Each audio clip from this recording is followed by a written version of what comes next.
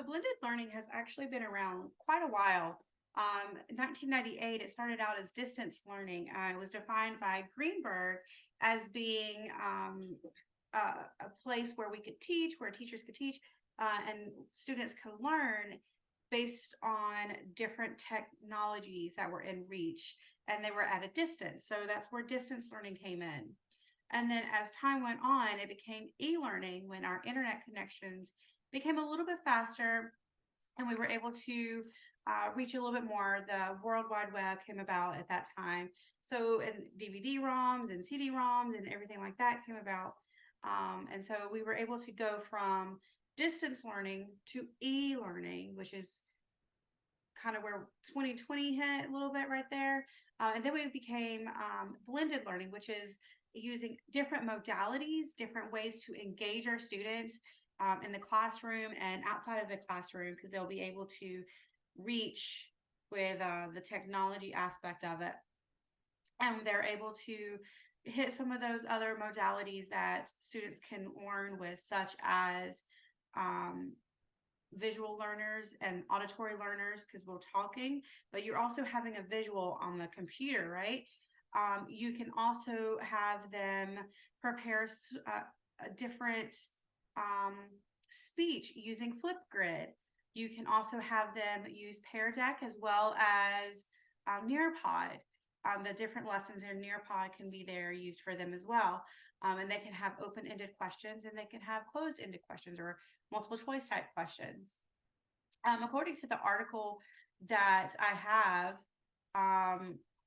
it is called a student on studies views on blended learning. They did some research and they asked some students what their opinions were on blended learning in the classroom.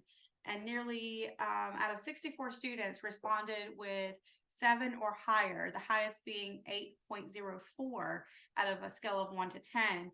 And they were mostly engaged with the face-to-face environment because they were able to master the content based on the lesson that was provided and based on hands-on activities. And then they were able to have that one-on-one conversation with other students within the classroom or with even the teacher. And they were um, able to answer the questions that were given to them in a more level 4 DOK instead of that level 1. They were able to reach that material because they were having the practice on it before they went to the face-to-face aspect of it.